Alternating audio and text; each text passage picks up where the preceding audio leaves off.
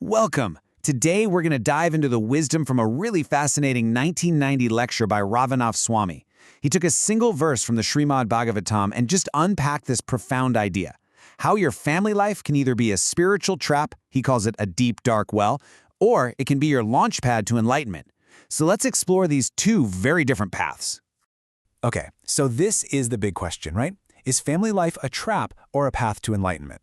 It's so powerful because the answer isn't just a simple yes or no. The lecture makes it super clear that the exact same situation, a home, a job, a family, can lead you to totally opposite places. It all comes down to your consciousness, what's going on inside your head.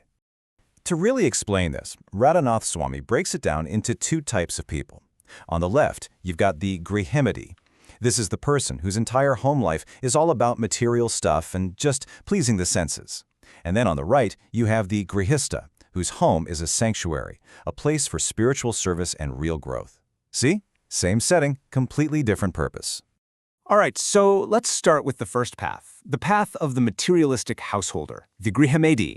Radhanath Swami uses this incredibly powerful and honestly kind of chilling metaphor to describe it, the deep, dark well.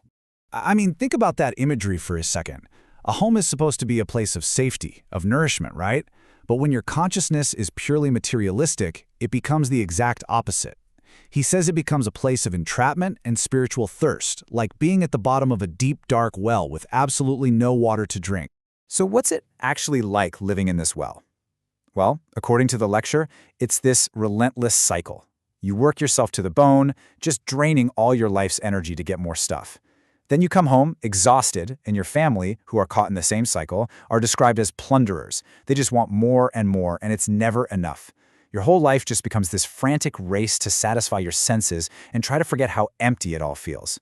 It's a path that just leads to more and more frustration. But, and this is the amazing part, the lecture doesn't just leave us there in the well. It presents this incredible alternative. And it's not about leaving your home or your family. It's about completely transforming the whole purpose of it from the inside out. And this, right here, is the absolute key. Look at these steps. The outward stuff can stay exactly the same. You still go to work, you still earn a living, you still take care of your family. The huge revolutionary change is all internal. It's a shift in consciousness. Instead of working for me and mine, you start doing everything as an offering to God. And with that one simple shift, the Swami says your home stops being a well, and it actually transforms into what the scriptures call Vaikuntha, a sacred space, a little piece of the spiritual world right here on earth. And this really gets to the heart of what a Grihasta home feels like. In this kind of home, there's this understanding that God is the real owner, the true proprietor of everything. The family? Well, they see themselves as caretakers, working together in a mood of service. The home becomes this amazing place where you can actually talk about and pursue the real goal of life. Okay, so that all sounds incredible. But you might be thinking, how on earth do you actually do that, right? I mean, making that huge internal shift is really hard to do on your own, especially today. So what's the secret? How is it even possible? Well, the answer given is all about association. This spiritual science, this way of life, isn't something you can just figure out from a book. It's something you have to absorb. And you do that by humbly seeking out people who are actually living these principles, these genuine saintly persons. Their example, their guidance, that's what lights up the path. But there's a catch. There's one single thing that can totally block you from this life-changing association, and that's pride. If a householder thinks, I know better, or looks down on people who've dedicated their whole lives to spirit, the renounced order, then that pride becomes a wall. It blocks them from getting the very knowledge they need. Humility. That's the key that unlocks the door. And to really hammer this point home, the lecture tells this incredible story from the ancient scriptures. It involves a very great king and an extremely powerful sage. So, you've got these two figures. On one side, there's King Ambarish. He's a super powerful ruler, but also a deeply devoted householder. On the other side is Durvasa Muni, a famously powerful and kind of famously angry yogi from the renounced order. Now here's the twist. The scriptures say that the king, the householder, was actually more spiritually advanced than the sage. But, and this is key, he never, for a second, saw himself that way. The story that unfolds is just wild. Durvasa gets offended and literally tries to kill King Ambarish, but a divine weapon appears, protects the king, and starts chasing Durvasa all over the universe, for a full year. Finally, Durvasa is told that his only hope is to get the king's forgiveness. And what was the king doing that whole year? He was fasting, just waiting for his guest, the same guy who tried to kill him, to come back, all out of pure respect for his position as a renunciate. And this is the moment that says it all.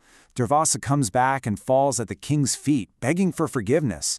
But the king is just embarrassed and he says, "Please forgive me. It's my fault you've had such an inconvenience." I mean, wow, that's the absolute pinnacle of humility. The king's real greatness wasn't his power or his wealth. It was his profound respect for the spiritual order, even when he was wronged by one of its members. So, that amazing story isn't just a story. It leads us to the final, really crucial point of the lecture, which is about how a spiritually healthy society is supposed to work. It's not just about what you do as an individual, it's about a shared responsibility.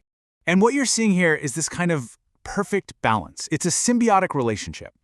The householders have a duty to respect, honor, and support the renounced order. And in return, the renounced order has this huge responsibility to live pure, exemplary lives and to give spiritual guidance for the good of everyone. When both sides do their part with integrity, the whole society just lifts up. And this is why it all matters so much. Radhanath Swami explains that when those in the renounced order are sincere, they act as a beacon light. Their example, their dedication, it gives everyone else a standard to look up to. It gives householders something to strive for, and it inspires them, it keeps them from falling back into that deep, dark well of just materialism. So, at the end of the day, this lecture really leaves us with a challenge. It shows us that it doesn't matter so much what our job is or our family situation. What matters is the quality of our consciousness and the quality of the company we keep. And it kind of makes you ask yourself, who are the beacon lights in my life? Who's that person that shows me what spiritual integrity looks like and inspires me to aim higher? That's a pretty powerful thought to sit with.